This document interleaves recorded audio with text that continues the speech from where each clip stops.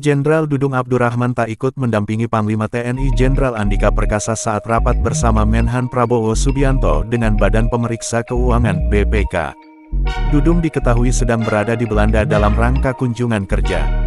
Dikutip dari Antara, Rabu tanggal 21 September tahun 2022, Dudung bertemu dengan Kepala Staf Angkatan Darat Belanda Letnan Jenderal Letjen Martin Winen untuk membahas upaya penguatan kerjasama antara TNI Angkatan Darat (AD) dan AD Belanda. Pembahasan tersebut dilakukan dalam kunjungan kehormatan Jenderal Dudung kepada Letjen Martin di The Royal Netherlands Army Headquarters, Utrecht, Belanda, Senin, 19/9.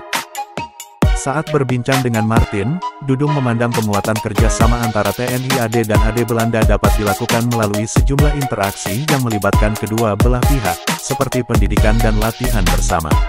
Di samping itu, dia menilai kunjungan kehormatan dapat pula menjadi sarana penguat kerjasama antara kedua belah pihak. Dudung lalu mengundang Martin untuk berkunjung ke markas besar TNI AD di Jakarta. Dudung mengundang Martin untuk menjadi pemantau dalam latihan bersama TNI Angkatan Darat dan Angkatan Darat Belanda yang akan digelar pada masa mendatang.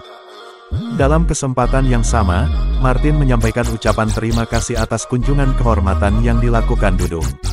Selain itu, dia menyampaikan apresiasi atas penerimaan yang baik dari TNI AD kepada Netherlands Army Logistics saat mengunjungi Pusat Pembekalan Angkutan Angkatan Darat Pusbekanget dan Pusat Kesenjataan Infanteri Pusenif di Jakarta pada 2 pekan yang lalu. Panglima TNI didampingi KSAL. Sebelumnya diberitakan, Menhan Prabowo Subianto bertemu dengan BPK. Prabowo didampingi Panglima TNI Jenderal Andika Perkasa dan KSAL Laksamana Yudo Margono.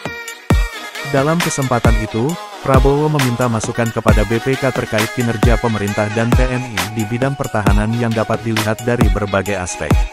Prabowo berharap masukan itu dapat meningkatkan kinerja di sektor pertahanan.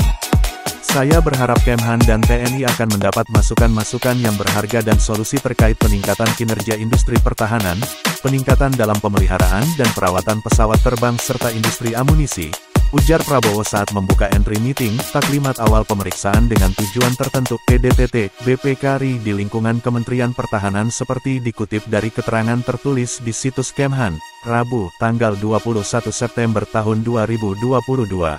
Prabowo juga meminta masukan BPK terkait pemanfaatan aset barang milik negara (BMN), di samping memberi nilai tambah terhadap penerimaan negara bukan pajak (PNBP).